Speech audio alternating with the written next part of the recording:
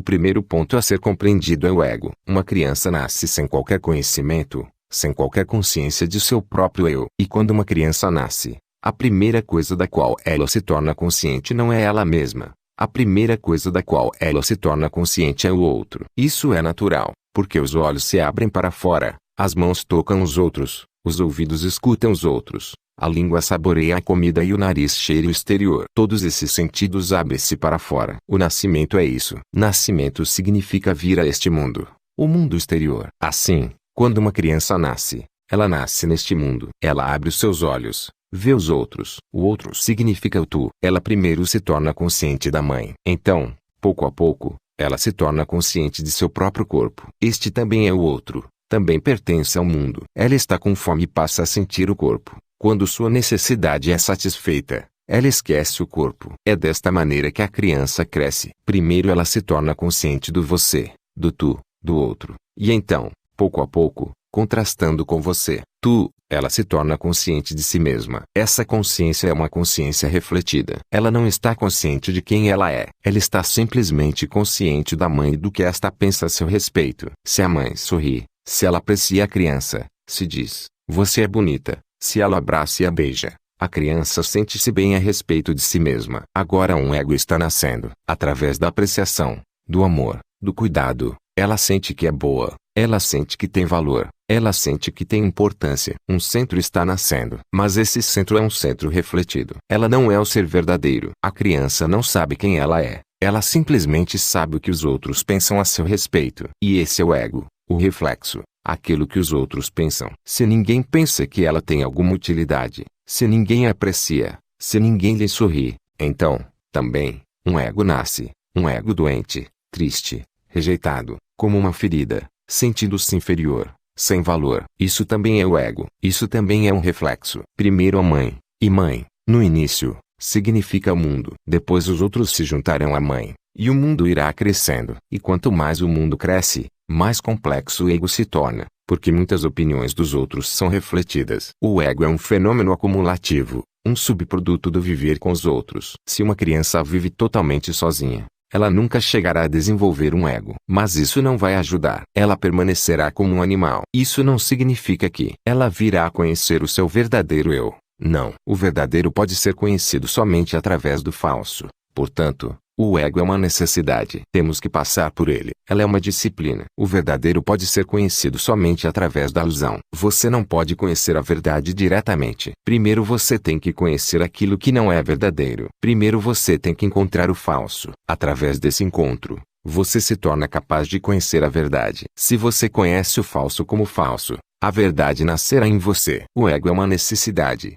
É uma necessidade social. É um subproduto social. A sociedade significa tudo o que está ao seu redor, não você, mas tudo aquilo que o rodeia. Tudo, menos você, é a sociedade. E todos refletem. Você irá para a escola e o professor refletirá quem você é. Você fará amizade com outras crianças e elas refletirão quem você é. Pouco a pouco, todos estão adicionando algo ao seu ego, e todos estão tentando modificá-lo, de tal forma que você não se torne um problema para a sociedade. Elas não estão interessados em você. Eles estão interessados na sociedade. A sociedade está interessada nela mesma. E é assim que deveria ser. Elas não estão interessados no fato de que você deveria se tornar um conhecedor de si mesmo. Interessa-lhes que você se torne uma peça eficiente no mecanismo da sociedade. Você deveria ajustar-se ao padrão. Assim, estão tentando dar-lhe um ego que se ajuste à sociedade. Ensinam-lhe a moralidade. Moralidade significa dar-lhe um ego que se ajustará à sociedade. Se você for imoral, você será sempre um desajustado em um lugar ou outro. É por isso que colocamos os criminosos nas prisões. Não que eles tenham feito alguma coisa errada. Não que ao colocá-los nas prisões iremos melhorá-los. Não. Eles simplesmente não se ajustam. Eles criam problemas. Eles têm certos tipos de egos que a sociedade não aprova. Se a sociedade aprova, tudo está bem. Um homem mata alguém. Ele é um assassino. E o mesmo homem, durante a guerra, mata milhares, e torna-se um grande herói. A sociedade não está preocupada com o homicídio, mas o homicídio deveria ser praticado para a sociedade. Então tudo está bem. A sociedade não se preocupa com moralidade. Moralidade significa simplesmente que você deve se ajustar à sociedade. Se a sociedade estiver em guerra, a moralidade muda. Se a sociedade estiver em paz, Existe uma moralidade diferente. A moralidade é uma política social, é diplomacia, e toda criança deve ser educada de tal forma que ela se ajuste à sociedade. E isso é tudo, porque a sociedade está interessada em membros eficientes. A sociedade não está interessada no fato de que você deveria chegar ao autoconhecimento. A sociedade cria um ego porque o ego pode ser controlado e manipulado. O eu nunca pode ser controlado e manipulado. Nunca se ouviu dizer que a sociedade estivesse controlando o eu. Não é possível. E a criança necessita de um centro. A criança está absolutamente inconsciente de seu próprio centro. A sociedade lhe dá um centro e a criança pouco a pouco fica convencida de que este é o seu centro. O ego dado pela sociedade. Uma criança volta para casa. Se ela foi o primeiro aluno de sua classe, a família inteira fica feliz. Você a abraça e a beija.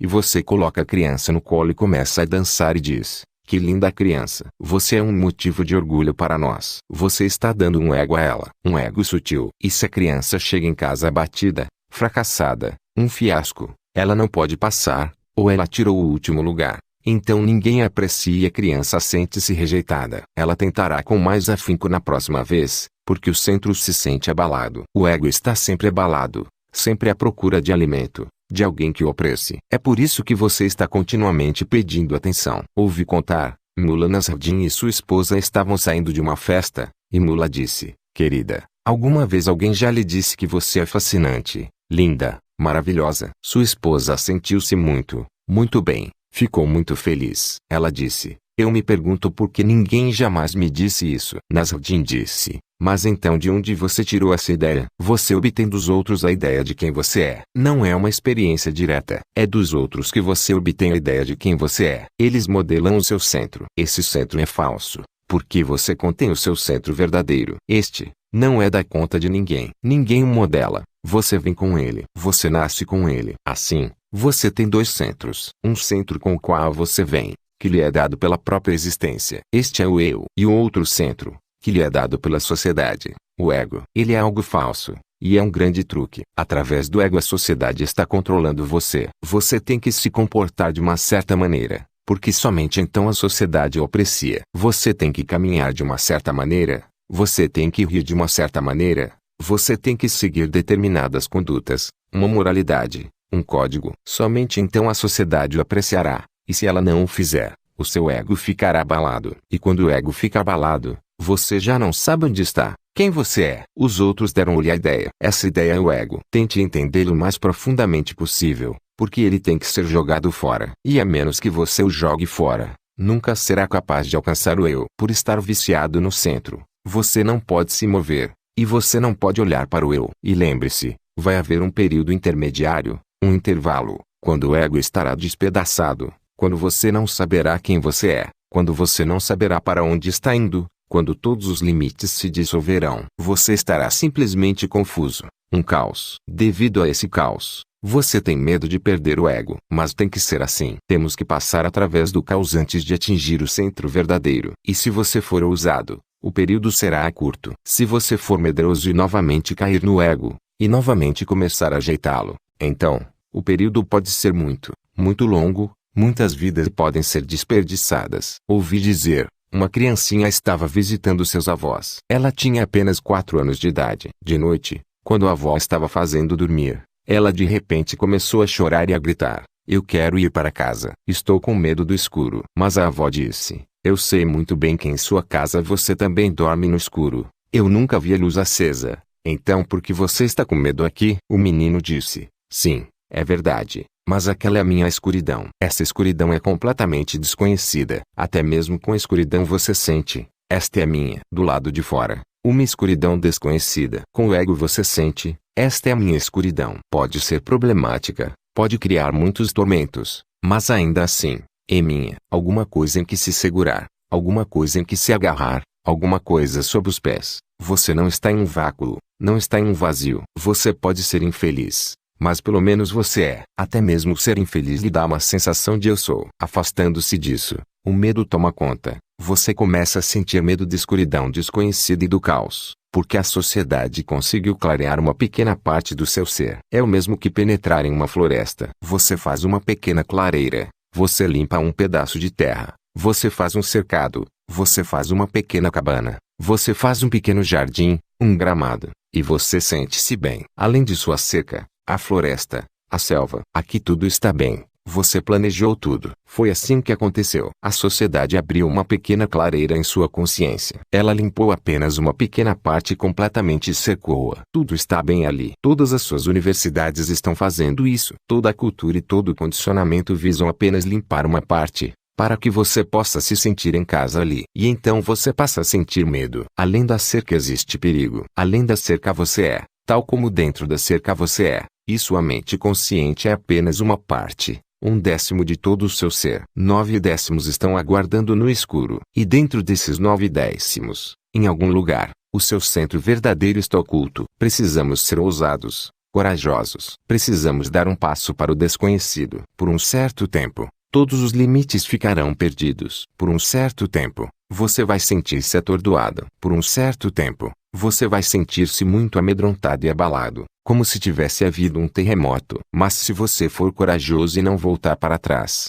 se você não voltar a cair no ego, mas for sempre em frente, existe um centro oculto dentro de você, um centro que você tem carregado por muitas vidas. Esta é a sua alma, o eu. Uma vez que você se aproxime dele, tudo muda. Tudo volta a se assentar novamente. Mas agora esse assentamento não é feito pela sociedade. Agora, tudo se torna um cosmos e não um caos. Nasce uma nova ordem. Mas esta não é a ordem da sociedade, é a própria ordem da existência. É o que Buda chama de Dhamma, Lao Tzu chama de Tao, Heráclito chama de Logos. Não é feita pelo homem, é a própria ordem da existência. Então, de repente tudo volta a ficar belo, e pela primeira vez, realmente belo. Porque as coisas feitas pelo homem não podem ser belas. No máximo você pode esconder a feiura delas. Isso é tudo. Você pode enfeitá-las, mas elas nunca podem ser belas. A diferença é a mesma que existe entre uma flor verdadeira e uma flor de plástico ou de papel. O ego é uma flor de plástico, morta. Não é uma flor.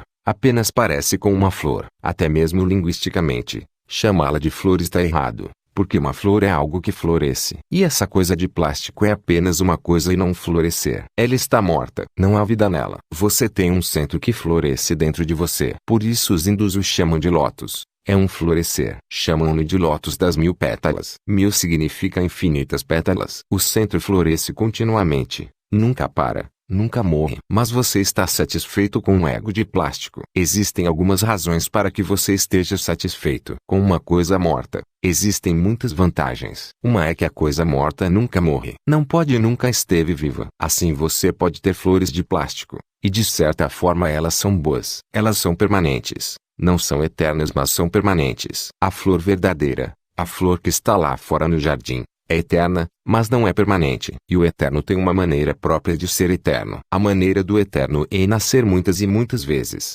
E morrer. Através da morte, o eterno se renova, rejuvenesce. Para nós, parece que a flor morreu. Ela nunca morre. Ela simplesmente troca de corpo. Assim está sempre fresca. Ela deixa o velho corpo e entra em um novo corpo. Ela floresce em algum outro lugar. Nunca deixa de estar florescendo. Mas não podemos ver a continuidade porque a continuidade é invisível. Vemos somente uma flor, outra flor. Nunca vemos a continuidade. Trata-se da mesma flor que floresceu ontem. Trata-se do mesmo sol, mas em um traje diferente. O ego tem uma certa qualidade. Ele está morto. É de plástico. E é muito fácil obtê-lo, porque os outros o dão a você. Você não o precisa procurar. A busca não é necessária para ele. Por isso, a menos que você se torne um buscador à procura do desconhecido, você ainda não terá se tornado um indivíduo. Você é simplesmente uma parte da multidão. Você é apenas uma turba. Quando você não tem um centro autêntico, como você pode ser um indivíduo? O ego não é individual. O ego é um fenômeno social. Ele é a sociedade. Não é você. Mas ele lhe dá um papel na sociedade, uma posição na sociedade. E se você ficar satisfeito com ele, você perderá toda a oportunidade de encontrar o eu. E por isso você é tão infeliz. Com uma vida de plástico, como você pode ser feliz? Com uma vida falsa, como você pode ser estático e bem-aventurado? E esse ego cria muitos tormentos, milhões deles. Você não pode ver, porque se trata da sua escuridão. Você está em harmonia com ela. Você nunca reparou que todos os tipos de tormentos acontecem através do ego? Ele não o pode tornar abençoado. Ele pode somente torná-lo infeliz. O ego é o inferno. Sempre que você estiver sofrendo, tente simplesmente observar e analisar, e você descobrirá que, em algum lugar, O ego é a causa do sofrimento. E o ego continua encontrando motivos para sofrer. Uma vez eu estava hospedado na casa de Mullah Nasruddin. A esposa estava dizendo coisas muito desagradáveis a respeito de Mullah Nasruddin, com muita raiva, aspereza, agressividade, muito violenta, a ponto de explodir. E Mullah Nasruddin estava apenas sentado em silêncio, ouvindo. Então, de repente, ela se voltou para ele e disse: "Então, mais uma vez você está discutindo comigo." Mullah disse: "Mas eu não disse uma única palavra." A esposa replicou: "Sei disso, mas você está ouvindo muito agressivamente. Você é um egoísta, como todos são. Alguns são muito grosseiros, evidentes, e estes não são tão difíceis. Outros são muito sutis, profundos, e estes são os verdadeiros problemas." O ego entra em conflito com outro continuamente porque cada ego está extremamente inseguro de si mesmo. Tem que estar. Ele é uma coisa falsa. Quando você nada tem nas mãos, mas acredita ter algo, então haverá um problema. Se alguém disser, não há nada, imediatamente começa a briga porque você também sente que não há nada. O outro torna consciente desse fato. O ego é falso. Ele não é nada. E você também sabe isso. Como você pode deixar de saber isso? É impossível. Um ser consciente,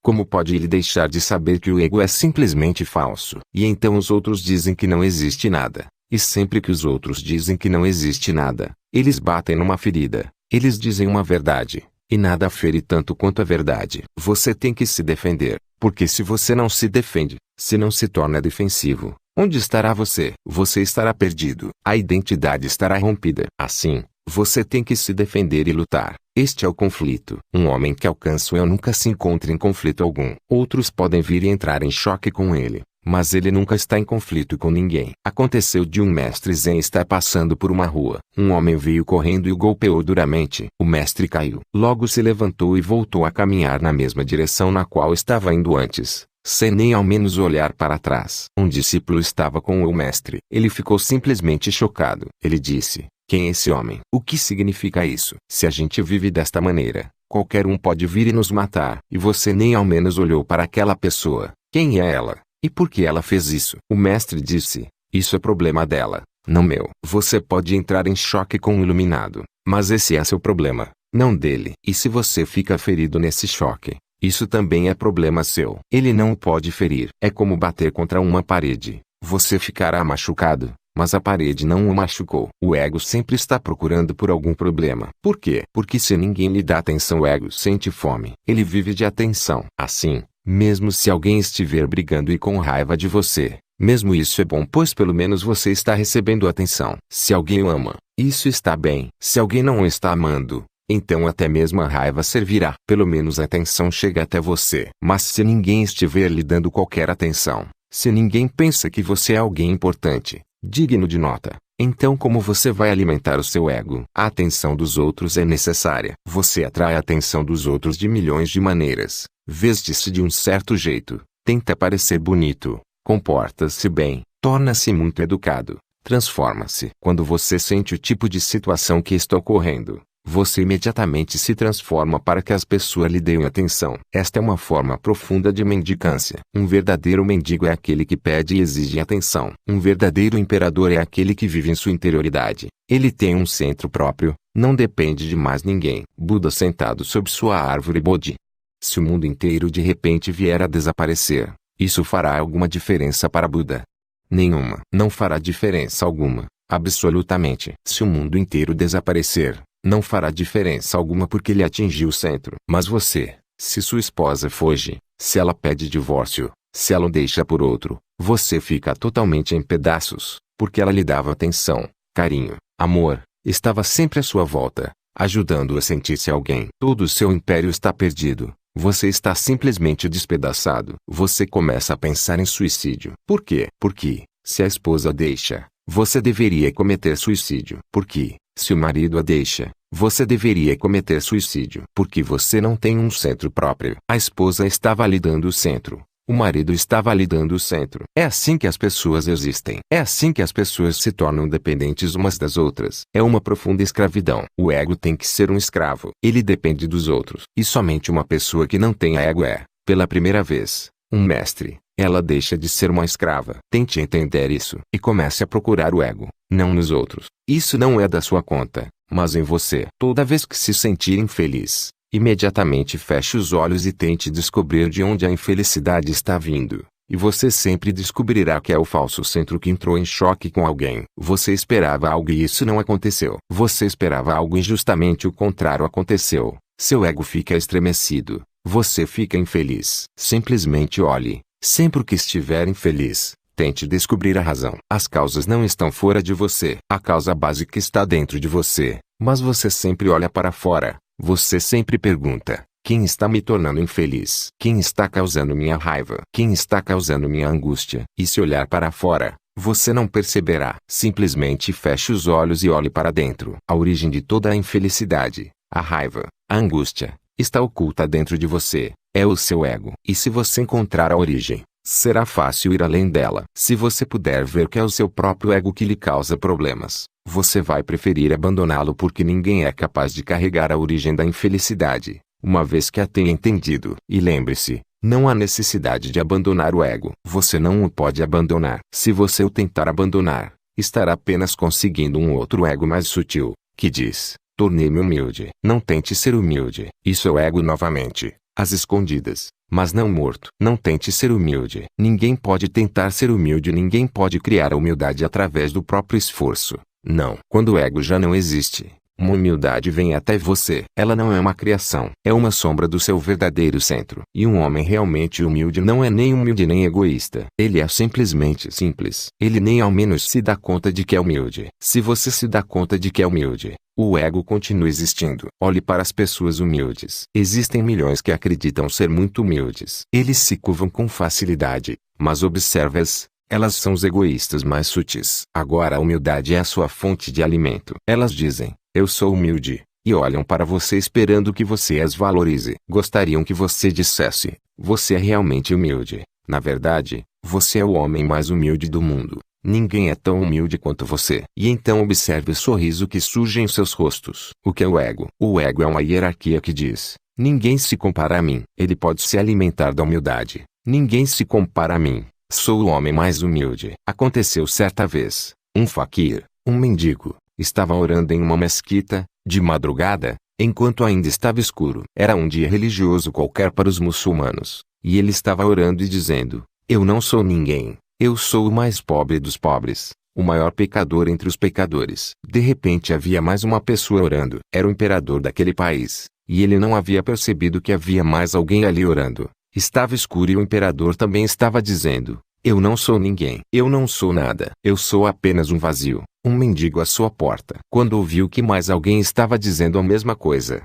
o imperador disse: pare. Quem está tentando me superar? Quem é você? Como ousa dizer, diante do imperador, que você não é ninguém, quando ele está dizendo que não é ninguém? É assim que o ego funciona. Ele é tão sutil. Suas maneiras são tão sutis e astutas. Você deve estar muito alerta. Somente então você o perceberá. Não tente ser humilde. Apenas tente ver que todo o tormento, toda a angústia vem através dele. Apenas observe. Não há necessidade de o abandonar. Você não o pode abandonar. Quem o abandonará? Então o abandonador se tornará o ego. Ele sempre volta. Faça o que fizer. Fique de fora. Olhe e observe. Qualquer coisa que você faça, modéstia, humildade, simplicidade, nada vai ajudar. Somente uma coisa é possível. E esta é simplesmente observar e ver que o ego é a origem de toda a infelicidade. Não diga isso. Não repita isso. Observe. Porque se eu disser que ele é a origem de toda a infelicidade e você repetir isso, então será inútil. Você tem que chegar a esse entendimento. Sempre que você estiver infeliz,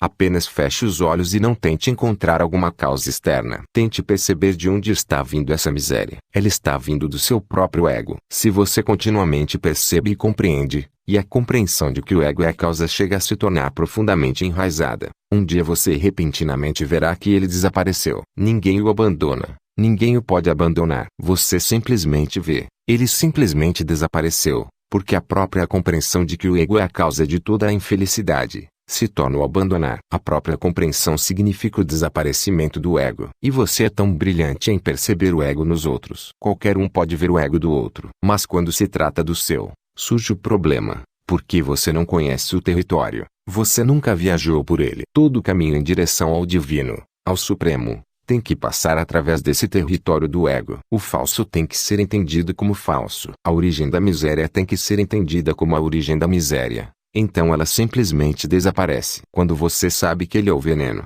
ele desaparece. Quando você sabe que ele é o fogo, ele desaparece. Quando você sabe que este é o inferno, ele desaparece. E então você nunca diz, eu abandonei o ego. Então você simplesmente ri de toda esta história, dessa piada, pois você era o criador de toda a infelicidade. Eu estava olhando alguns desenhos de Charlie Brown. Em um cartoon ele está brincando com blocos, construindo uma casa com blocos de brinquedo. Ele está sentado no meio dos blocos, levantando as paredes. Chega um momento em que ele está cercado. Ele levantou paredes em toda a volta. E ele começa a gritar, socorro, socorro. Ela fez a coisa toda. Agora ele está cercado, preso. Isso é infantil, mas é justamente o que você fez. Você fez uma casa em toda a sua volta. E agora você está gritando, socorro, socorro. E o tormento se torna 1.000.000 de vezes maior, porque é os que socorrem, estando eles próprios no mesmo barco. Aconteceu de uma mulher muito atraente ir ao psiquiatra pela primeira vez. O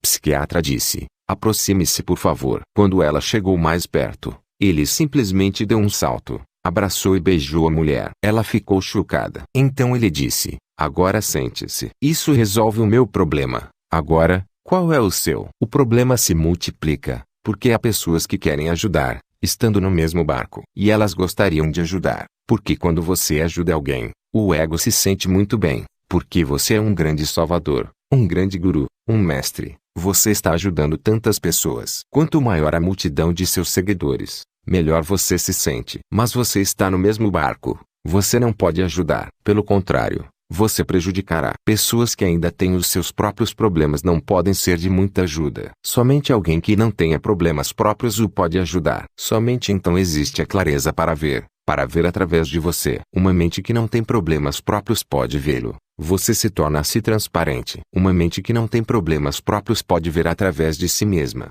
Por isso ela torna-se capaz de ver através dos outros. No Ocidente existem muitas escolas de psicanálise, muitas escolas, e nenhuma ajuda está chegando às pessoas, mas em vez disso, causam danos. Porque as pessoas que estão ajudando as outras, ou tentando ajudar, ou pretendendo ser de ajuda, encontram-se no mesmo barco. É difícil ver o próprio ego. É muito fácil ver o ego dos outros. Mas esse não é o ponto. Você não os pode ajudar. Tente ver o seu próprio ego. Simplesmente observe. Não tenha pressa de o abandonar. Simplesmente observe. Quanto mais você observa, mais capaz você se torna. De repente, um dia, você simplesmente percebe que ele desapareceu. E quando ele desaparece por si mesmo, somente então ele realmente desaparece. Não existe outra maneira. Você não o pode abandonar prematuramente. Ele cai exatamente como uma folha seca. A árvore não está fazendo nada, apenas uma brisa, uma situação, e a folha seca simplesmente cai. A árvore nem mesmo percebe que a folha seca caiu. Ela não faz qualquer barulho. Ela não faz qualquer anúncio. Nada. A folha seca simplesmente cai e se despedaça no chão. Apenas isso. Quando você tiver amadurecido através da compreensão, da consciência, e tiver sentido com totalidade que o ego é a causa de toda sua infelicidade, um dia você simplesmente vê a folha seca caindo. Ela pousa no chão e morre por si mesma. Você não fez nada, portanto você não pode afirmar que você a deixou cair. Você vê que ela simplesmente desapareceu, e então o verdadeiro centro surge. E este centro verdadeiro é a alma, o eu, o Deus,